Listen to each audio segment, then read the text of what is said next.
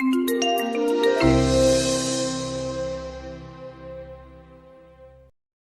have the honor of welcoming Katie Parla today to Google. Katie Parla is a food and beverage educator and a journalist. She has been featured in the New York Times, The Guardian, countless food and travel publications. She's written and edited over 20 books, including Tasting Rome, which she'll be signing for those of you today. And she's actually in the Bay Area working on a new cookbook about Southern Italy. I'm most excited to have Katie here because she is my personal hero. She's someone who has found passions in her life and has built a life and career around those passions, namely Roman food and drink. So very excited to have her here today. So please join me in welcoming Katie Parla to Google. That was so kind. I have really high cholesterol, so it's the product of eating lots of carbonara on all of your behalves. So don't be not your hero in the health sense of the word. But I am really excited because 15 years ago I moved to Rome and somehow managed to sort of craft a career talking about food and drink. And my path started to veer towards food and beverage at a super young age, so I was sort of naturally attracted to these things growing up in New Jersey. And although I went to Rome originally for art history reasons, I was almost instantly distracted by pizza, pasta, wine, and later Italian craft beer. So Stephanie, thanks so much for inviting me today. I'm so psyched to see all you guys out here. And hey, live stream people. So the city of Rome, well, if we trust Roman sources, was founded on April 21st, 753 BC, a date for which there is zero archaeological evidence, but is celebrated. If you visit Rome on the 21st of April next year, you'll find all sorts of historical reenactors marching down Via dei Fori Imperiali, doing all of these really bizarro reenactments in the Circus Maximus in these areas that legend tell us were developed 27 centuries ago.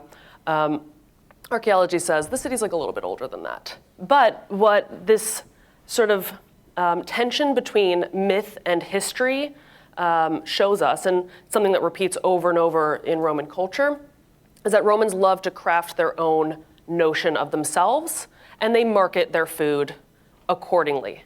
So we're going to be talking about the history of Roman food today. I want to talk to you about some of the ingredients and techniques that are typical.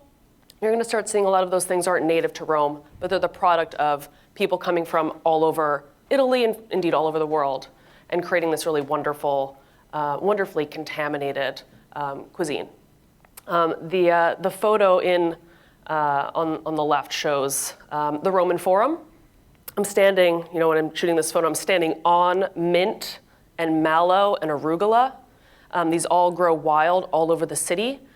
These are some of the millennial flavors of Rome, things that people have had in their foods, and now even to a greater extent in their digestive liqueurs for a very long time. And in the background you have some of the ruins of a first century warehouse, and then even further beyond the magnificent ruins of the tabularium and temples in the Forum. In the very far distance is the Vittoriano. And although maybe on another date I'll talk to you about the 27 centuries before unification, but today I really want to focus on Italian unification, so 1870, when Rome becomes the capital, to today, and how the food developed and continues to evolve. So at the top you see what some people in Rome call the national calamity, others the typewriter or the wedding cake. It goes by other names, the altar of the fatherland, the Vittoriano, and it's named for Victor Emmanuel II. So the king of Italy, who claimed Rome as his capital in 1870 after this massive philosophical and military battle to unite disparate cultures under a unified crown. The monument obstructs the view of the Forum, really taking over the center of town and asserting this new regime and its presence, but of course, plucking different images from Roman culture. So lots of marble reliefs and sculptures and things that evoke antiquity. When Victor Emmanuel II came to Rome in 1870, there were 150,000 people in town. That number grew to about 1.4 million by 1935. And so in that interim period, one of the major responsibilities of both the national as well as the local governments was to streamline the food system. So how do you feed all these people? By the way, the huge increase in population was not the product of Romans like being very amorous and fertile. It was, in fact, the product of people leaving, especially the south of Italy and rural places in Tuscany, Le Marche, the Veneto, and going to Italian cities, especially Rome. This is also the time that many people left the south of Italy, came to the United States. And so you have all of these different influences coming from the north and the south and converging on the Italian capital, bringing their food techniques with them, their ingredients. We'll talk a little bit about that. The government created all sorts of these major food spaces, like in the bottom, that black and white photo, the mattatoio, or the slaughterhouse. So when I moved to Rome 15 years ago, I imagined that I would find lots of farmers selling their things directly to the people. This is actually a market very close to the Vatican, and in about 1925, you could actually go get freshly plucked chickens or recently slaughtered lambs.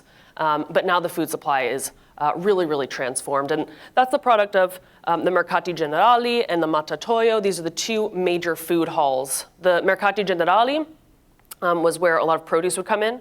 So the government wanted to elongate the food supply or elongate the supply chain in order to generate all sorts of jobs along the way. This is one way to build employment in the capital. And this sprawling complex that employed thousands of people and fed hundreds of thousands of people at its peak was built on a floodplain in the southern part of the city. So the Ostiense district, if you've ever seen that pyramidal tomb next to the Lido station, it's just past that, very close to Italy. The Mercati Generali was where farmers would bring in their goods, and then this wholesale market is where goods would be distributed to businesses, restaurants, and markets. Eventually, this huge complex became surrounded by the metro area of Rome, and so that complex has now been moved further away from the city, and this is a general custom. The wholesale markets move further and further away from the center of town, which really reduces the access to food and sort of limits ingredients, which we'll talk about momentarily. This is what the Mercati Generali looks like today. Oops. The building is this sort of wonderful example of decaying urban archaeology. It is, I guess, for trespassers only. Sometimes you'll see people tagging up the complex, which sprawled over thousands and thousands of square meters, and now is in different states of repair. The current plan is to transform this into like a cultural and shopping like Xanadu of sorts, and that is a work in progress. They were, in progress when I moved to Rome a decade and a half ago. This is more or less what the place looks like now. So maybe in a few years we'll know more. So while produce went into the Mercati Generali and then was distributed to restaurants and to marketplaces, animals would come in instead to Testaccio, which is not far from the Mercati Generali. Testaccio now is a really popular destination for eating all sorts of carnivorous dishes, a lot of offal dishes, and the real predominance of organ meats and pork cuts that you find in the restaurants and home tables of Testaccio is indebted to the slaughterhouse being in operation in that neighborhood from 1888 to about 1970. This is a really, again, sprawling complex that was built in the unification era in order to really streamline a food system to feed lots and lots of people. Now,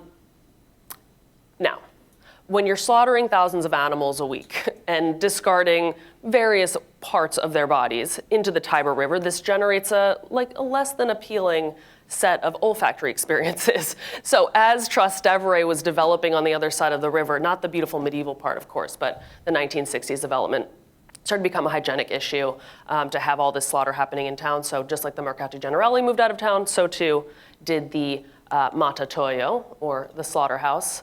And it starts to be repurposed after a period of decay.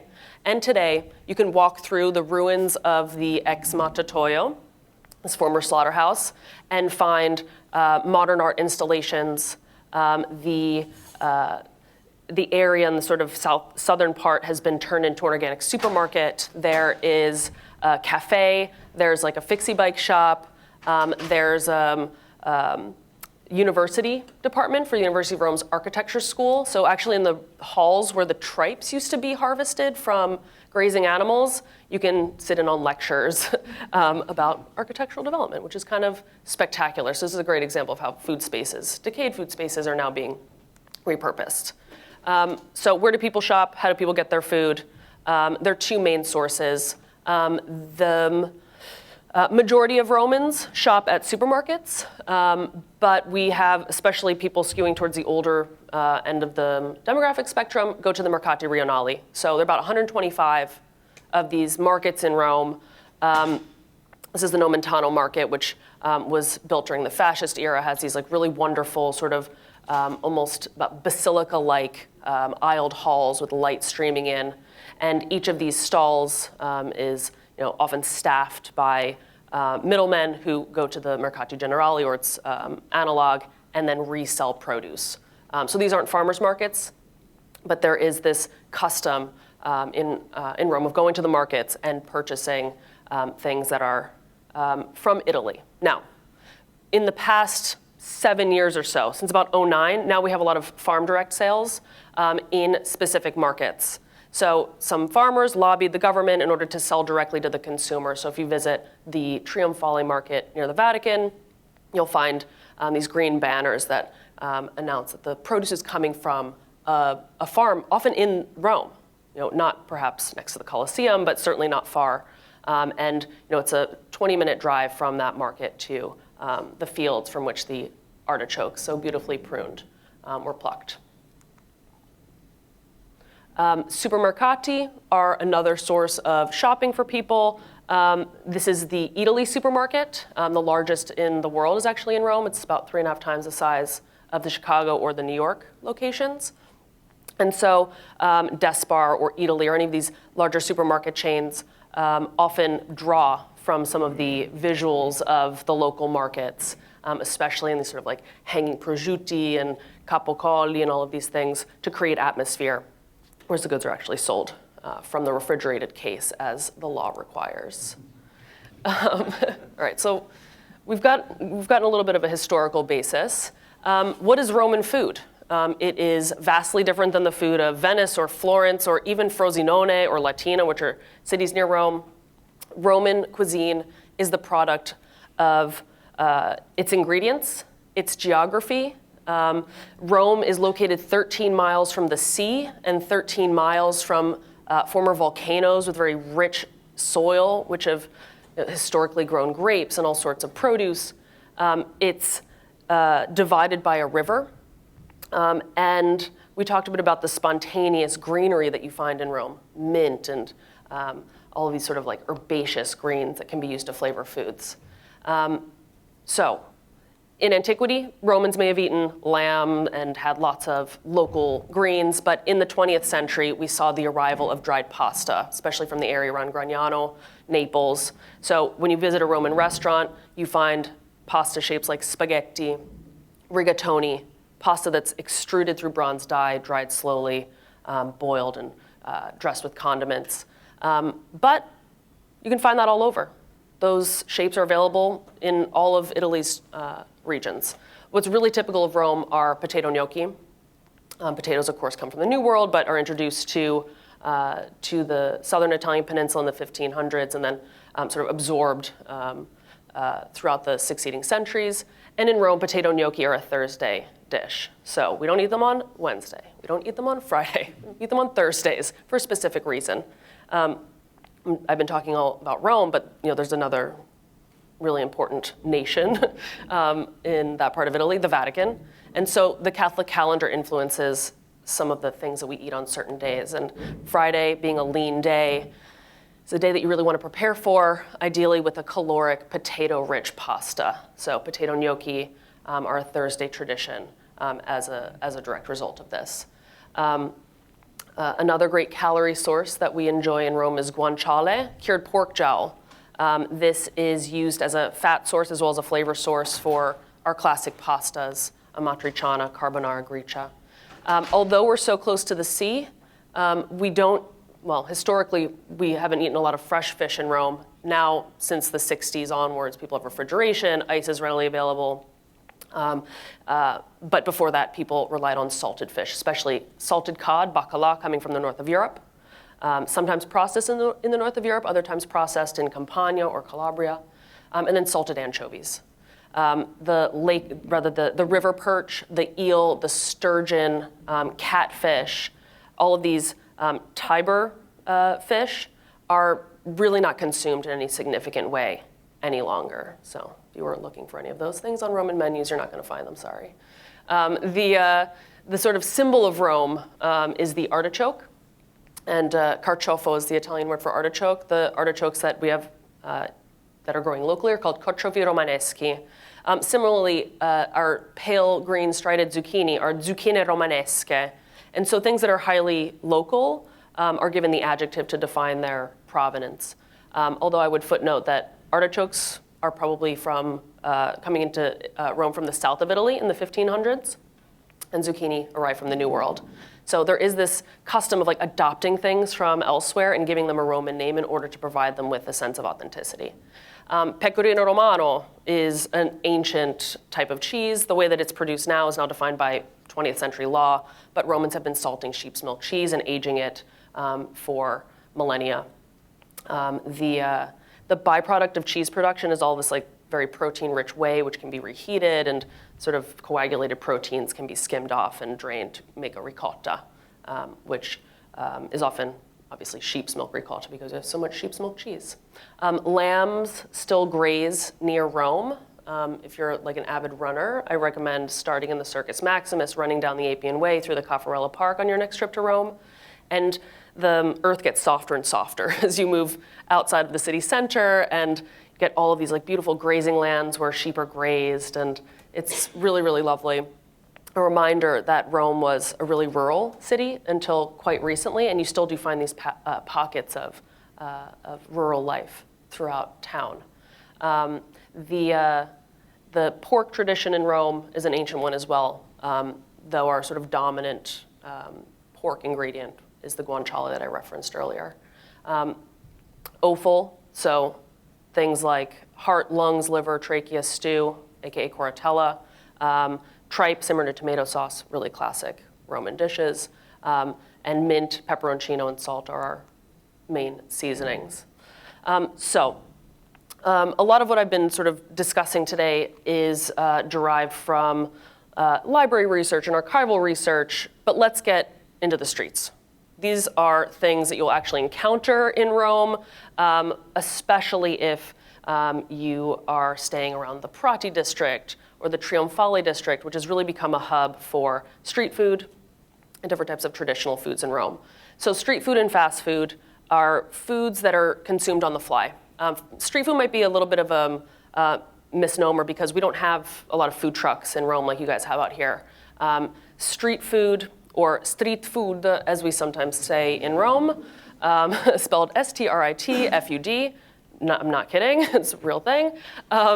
Street food is often consumed at brick and mortar places. So rather than going to like a little food truck, which for a variety of legal reasons is a little bit complicated to set up a business like that, we go to a pizza al taglio spot, a pizza by the slice place, which often has slices of pizza and fried rice balls and all of these things that you can eat and that are portable and that above all are cheap. There's this myth that Romans sit down to long, luxurious lunches lasting hours, and that we start with an antipasto and then move on to a pasta and a main course and a vegetable side dish and then dessert, and this is all fueled with wine, and then it's punctuated by dessert and amaro. I mean, that's a holiday meal, but it's a ritual that is so long, takes so long, it's impractical in the modern day business rhythms, and it's above all far too expensive for most Roman residents. So we eat a lot of food on the fly. And pizza al taglio is a Roman classic. So visit like Florence or Naples, you might find Roman-style pizza by the slice. But this is really an indigenous mid-20th century food that we consume daily. Well, at least I do. But remember, I have very high cholesterol, so not the best to follow my diet. There are these sort of canonical pasta dishes in Rome. carbonara, gricia, amatriciana being the sort of constellation that's like related to gricia as the base. So has anyone had gricia? Yeah, awesome, cool. Okay, so gricia is essentially the pasta dish upon which amatriciana and carbonara are based. So you've got pasta, black pepper, pecorino, guanciale. Some people put garlic in it, some people put onion in it. There are very passionate debates about whether this should be allowed. In essence, there are no original gricia recipes, and some people have sort of freestyled based on the sort of flavor profile that they're looking for. But generally speaking, it's those sort of building blocks that I mentioned. So pasta, guanciale, black pepper, pecorino romano. And the sort of fat source there is the rendered guanciale fat. It provides not just fat, but also flavor. If you add egg to this, the product is carbonara. If you add tomato instead, the product is amatriciana. And although there is very long and another passionate debate about the origins of amatriciana, the town of Amatrice claims to be the birthplace of this dish. In fact, the first recorded recipes that we have of amatriciana is actually gricia, a tomato-less pasta dish.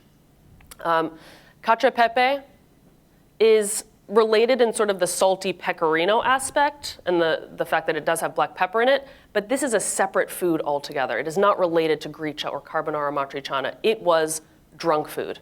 This is the food that you would eat after a long alcohol-fueled meal. Like in the pre-50s era when Romans would go out and food was cheap and you could eat and drink for many hours. And after dessert, you would drink more and continue drinking, and you would need something to soak up all the alcohol. There's this really wonderful place in the center of Rome called Armando al Pantheon. And this place used to be sort of like half trattoria, casual dining area, half tavern. And cacio e pepe wasn't on their menu. You would order it after dessert, after all your wine was done, so that you could stumble home without sort of feeling ill. Soak up the, mac and cheese soaks up booze. Like, this is not a revolutionary idea. And this sort of pasta dish is along the same lines as aglio, olio, peperoncino, spaghetti with garlic, chili, and oil. Now, in the post-50s era, both aglio, olio, peperoncino, and cacio e pepe have merged and are now sort of welcome into the pasta canon on the home table and the restaurant table. Often we sort of separate the cucina ebraica, or the Jewish tradition of Rome, when we talk about Roman food. And in fact, it, of course, follows the laws of kashrut, so no guanciale, none of the dishes combine dairy and meat. But there are a lot of similarities in the Roman Jewish tradition with respect to the flavor profiles and ingredients of the Roman tradition. Jews arrived in Rome in the second century BC. There are now around 13,000 Jews in Rome. A small number of these are logically descended from the first arrivals of free Jews during the Republic. But now we also have this really rich, small but very rich Jewish culture in Rome. Remember that in 1492, Jews were expelled from Spanish dominion that included the south of Italy. So imagine Jews being expelled from Calabria, Sicily, and fleeing either to Rome or to the Balkans, bringing a lot of their cooking traditions with them. This dish is called concha. In the south of Italy, it's called zucchini alla scapesce. So it's basically fried zucchini that's been marinated in garlic and basil or mint, depending on your preference, with vinegar. And this is the most classic Roman Jewish dish. Perhaps globally, the twice fried artichoke, carciofa alla giudea, is the most famous, but in the local Roman Jewish tradition, concha is far more prevalent and sort of defines the very strong flavors and seasonal vegetal aspects of this local cuisine. In 1967, the Roman Jewish community was enriched by the arrival of around 4,000 Jews from mainly Benghazi, Tripoli, and Misrata, refugees escaping pogroms in North Africa. About half of the refugees stayed, and now a significant portion of Rome's 13,000 Jews are, in fact, of Libyan descent. So if you visit the Jewish ghetto, which is the historical district, about 4 city blocks today, where Roman Jews were confined to a squalid slum by order of the Pope, you'll find a lot of the menus feature concha and carciofi alla giudea, but also grouper or other white flaky fish simmered with spices and served with couscous. There are phyllo pastries soaked in syrup, things that would be quite at home on a North African table, and indeed they were until the Libyan community, which is called the Comunità Tripolina, escaped and landed in Rome. Quinto quarto. Does anyone recognize the little ring up there in the foreground? Nailed it. Intestine. Specifically, it's the intestine of a milk-fed veal that still has its mother's milk inside. When you simmer the intestines and the milk together, the milk, don't make that face. The milk makes this sort of curdled, creamy ricotta-like substance. And it beautifully pairs with rigatoni because the rigatoni are basically the same diameter as the intestines. I'm getting so hungry just thinking about this. And you simmer the intestines that have been sort of cut into segments and tied into rings. And you cook those in tomato sauce. And then, of course, season with salty pecorino. It's called Pajata. And rigatoni con la Pajata is a Roman classic. And it's not just Pajata that defines the Quinto Quarto or the Offal tradition of Rome, but tripe, Roman style, which denotes tripe, honeycomb tripe in particular, simmered in tomato sauce, seasoned with pecorino and mint, coratella, which I referenced earlier, heart, lungs, liver, and trachea that are diced up and cooked with or without artichokes, depending on the season. Our artichokes are in season from February until about April, May. And Romans eat a lot of fried food. It's almost sacrilegious to extract this from the sort of starters section or the sort of street food section because so much of our street food is deep fried. But fried food is something that we consume at every festive meal, whether it's battered and fried vegetables or floured and fried zucchini, all sorts of croquettes, especially rice croquettes, soupli, sort of risotto balls, breaded and fried, and in the center of it all, the carciofi alla giudia that I referenced earlier. So although this talk and the cookbook Tasting Rome break things out into segments, there is so much overlap between these categories in the Roman tradition. So tradition and evolution. We've seen the sort of classic ingredients, lots of meat and offal, and the seasonings like peperoncino, pecorino, which although it's a cheese, it is a seasoning. It brings a lot of salty, savory flavor to Roman foods. The cucina romana as a defined series of dishes is constantly in evolution. We didn't have carbonara in Rome in the 1940s. Now it is one of the symbols of the city. And so you have all these dishes and customs that are slowly introduced and then absorbed and then become part of the canon. Well, there are other things that are now coming into the canon. This sort of stack of fried discs is what I call induja and carrozza. Mozzarella and carrozza is like the classic snack food. It's basically like battered bread with mozzarella and little anchovy or anchovy paste. Super, super savory. So in this case, you got mozzarella that becomes like the bread, and then induja, which is a spicy Calabrian salami that becomes a sort of filling, and then it's breaded and fried. And this was invented by Gabriele Bonci, one of the premier food artisans and innovators in Rome. And it's an acknowledgement in the form of the spicy Calabrian salami induja that not every Roman is from Rome. In fact, there are 450,000 Calabrians in Rome, which is a pretty significant portion of the 4.3 million residents. You see like a little, frying is a bit of a theme here. Soupli for about a century were sort of defined as a risotto with meat sauce, packed around some mozzarella, deep fried. So you get this sort of multi-mozzarella heart. Food innovators like Stefano Caligari and Gabriele Bonci and others decided, like, what if we put different stuff in the rice and make the soupli, which is this egg-shaped parcel that everyone will immediately recognize from the outside, but when you break it open, there's something interesting inside. In this case, porchetta with Frascati wine, a nod to the Castelli Romani, it's just southeast of Rome, where you find a lot of porchetta makers and where the village of Frascati is located. If you have one bite in Rome, let it be the brisket sandwich at Mordier Vai. Those are the hands of Sergio Esposito. He opened his stall in the Testaccio market in July 2012.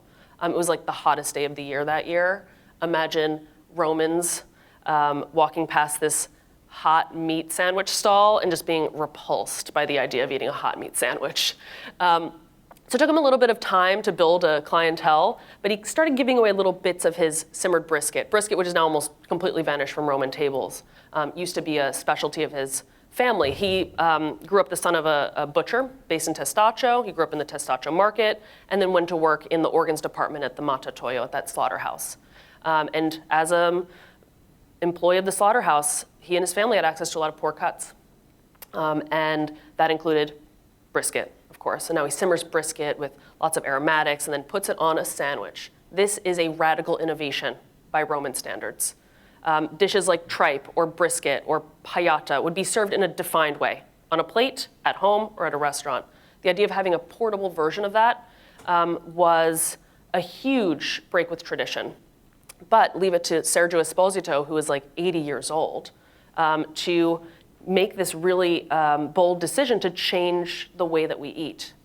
In 2009, we see the beginning of this like horrible financial crisis. People can't afford to go out. They start cutting corners when it comes to food purchases at home. So Sergio, who was actually retired at the time, starts thinking about like how he can come out of retirement. He was super like depressed, not talking to people, not interacting with people. So he and his wife opened this stall in 2012. But when you see a lot of these sort of fast food, street food stalls opening to provide Roman flavors, repackaged in a way that is so like respectful of tradition and so much a part of the sort of natural flow and evolution of dishes. And his stall, which is box 85 at the Testaccio market, now is packed. Even during the Lucifer, the so-called Lucifer heat wave that we had, like you couldn't get near the place. People are all about hot sandwiches, even in July in Rome now. The Tramazzino. Tramazzino is a triangular sandwich made with white bread with the crust cut off, pizza. So when you combine the name Tramazzino and the word pizza, you get Tramazzino. It's pizza stuffed with things. In this case, tongue with green sauce in the middle. Green sauce is this sort of like very herbal parsley sauce with garlic, capers, anchovies, really typical of Piedmont. So this is a reminder that the king of Italy came from Piedmont in 1870. And it's dressed over this beautifully seasoned, simmered tongue. And so here again, you've got this Roman pizza innovation or sandwich innovation that merges an accepted form, the pizza by the slice, with local flavors. And it makes a really portable, really inexpensive new packaging for Roman food. So let's end on a bitter note.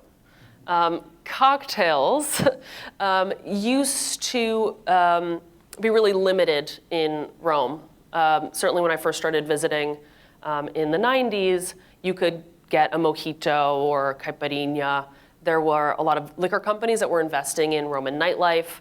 But in 2009, a team of Romans, after spending time in the Caribbean and Mexico, Northern Europe, decided to create this new space for cocktails. One that at first was modeled on London and New York cocktail culture.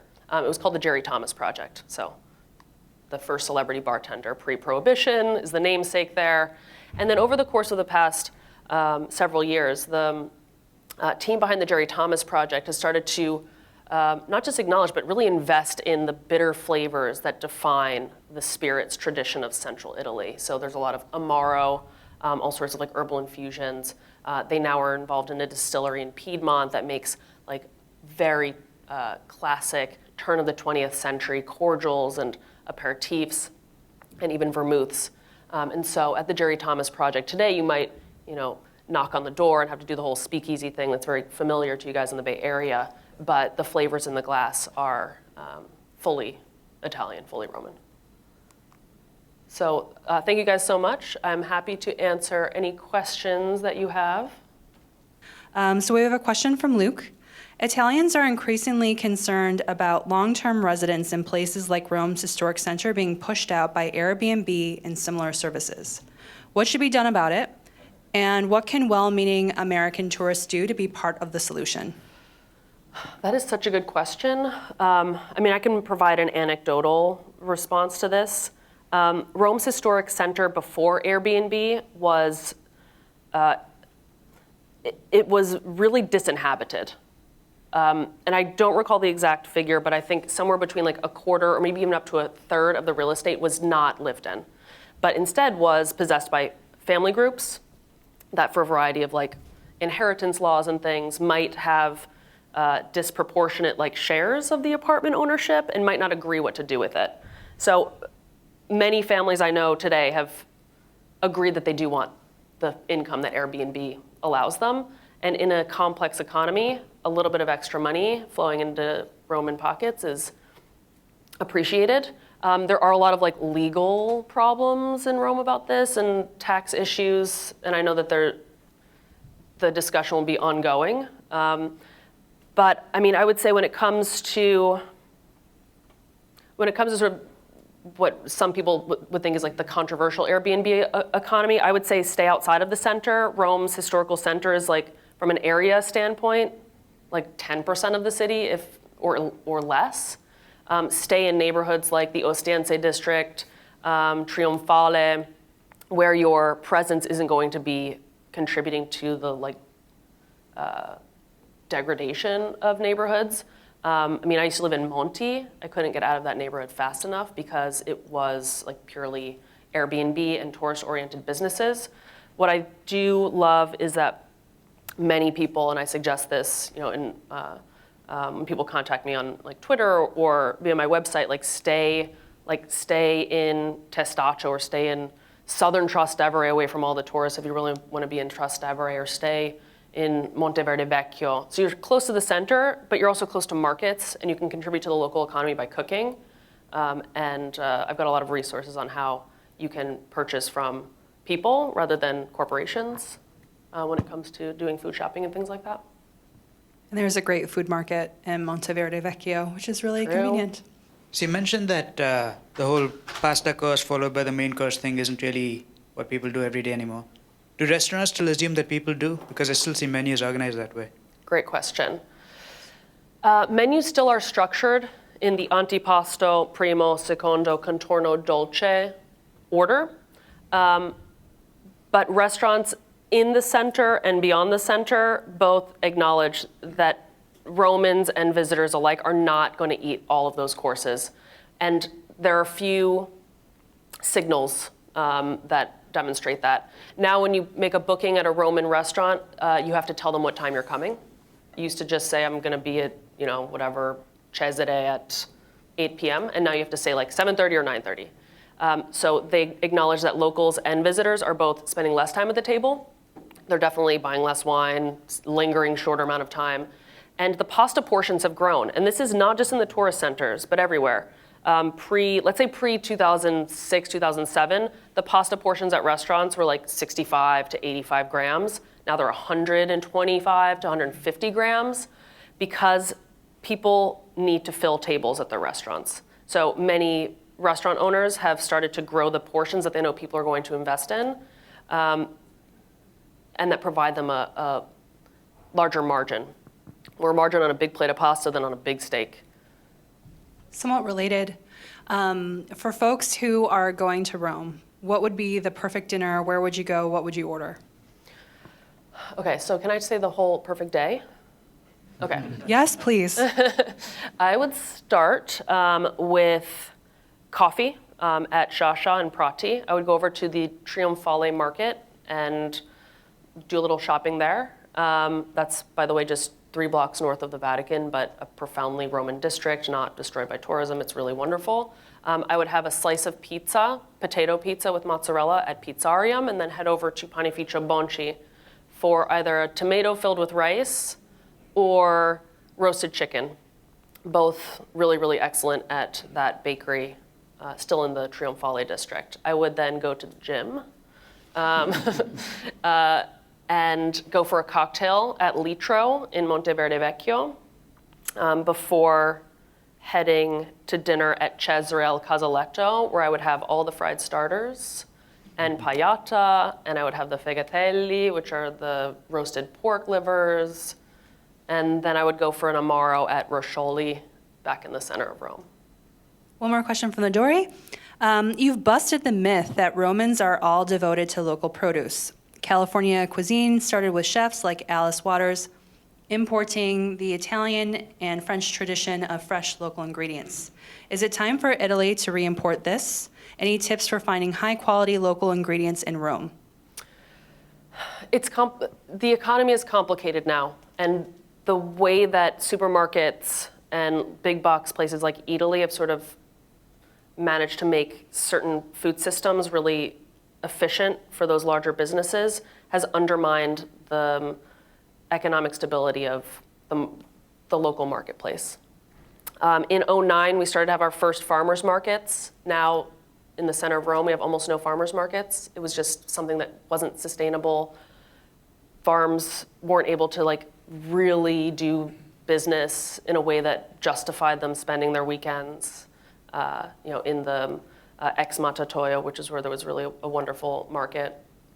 I have a lot of resources on where you can go to purchase awesome local produce, but I would say the Trionfale market is the best, most concentrated number of farmers that have direct sales.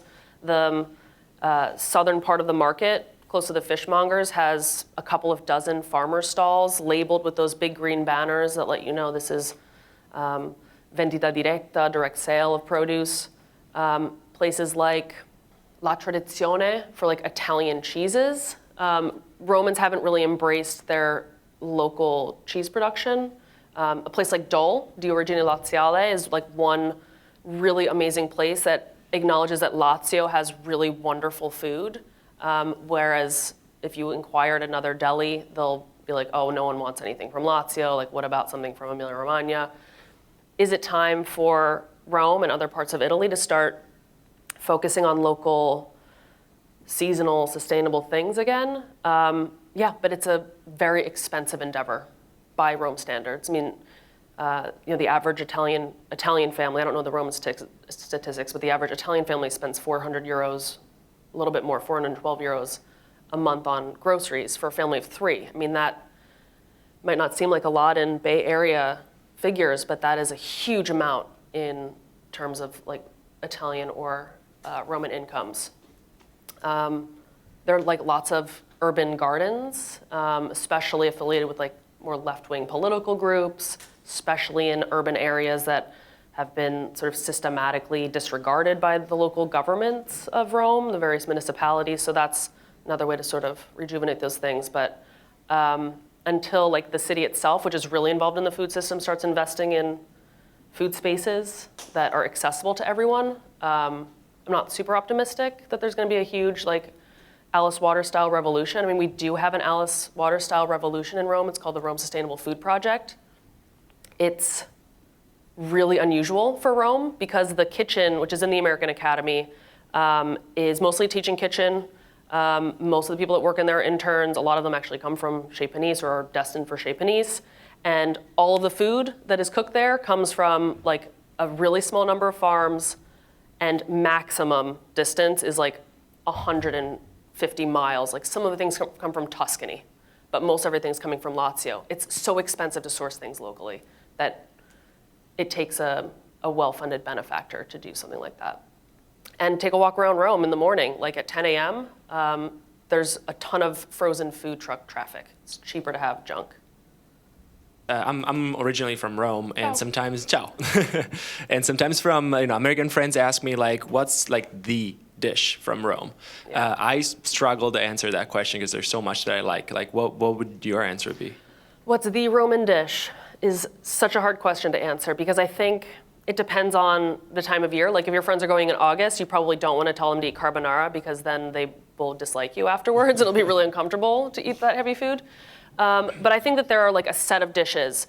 I'll tell you my 5 bites. You have to have a pasta dish. So cacio e pepe or carbonara at a place like Roscioli. Pizza by the slice is as Roman as any other dish. So for a really classic one, Antico Forno Roscioli or Forno Campo dei Fiori, or for a more sort of evolved one, Pizzarium. That brisket sandwich at the Trionfale market's amazing. Some offal, either Pajata or fegatelli or tripa at Cesare al Casaletto. And then Like a gelato. Yeah, gelato's, that's a meal, come on. By the way, my website has all these like resources like top pastas. If you only want to eat pizza, let's say your friends only care about pizza, there's like the Lucky Peach Pizza Guide. Just warn them, like bring their Lipitor or whatever cholesterol busting medication they have access to. But yeah, I mean, I see Rome really as a combination of different types of foods, and if you're just going to restaurants, you're only getting a small fraction of what the city has to offer. I had just another question. That's more like a selfish question. It's hard here in the U.S. to find some products, or at least like in an affordable way. I'm just thinking like 5 slices of prosciutto at the supermarket are $6, so that's crazy. What do you think of like Italy as a grocery chain, like quality, price, and all that? Like, is that something that you find decent all over the world, or is it just marketing?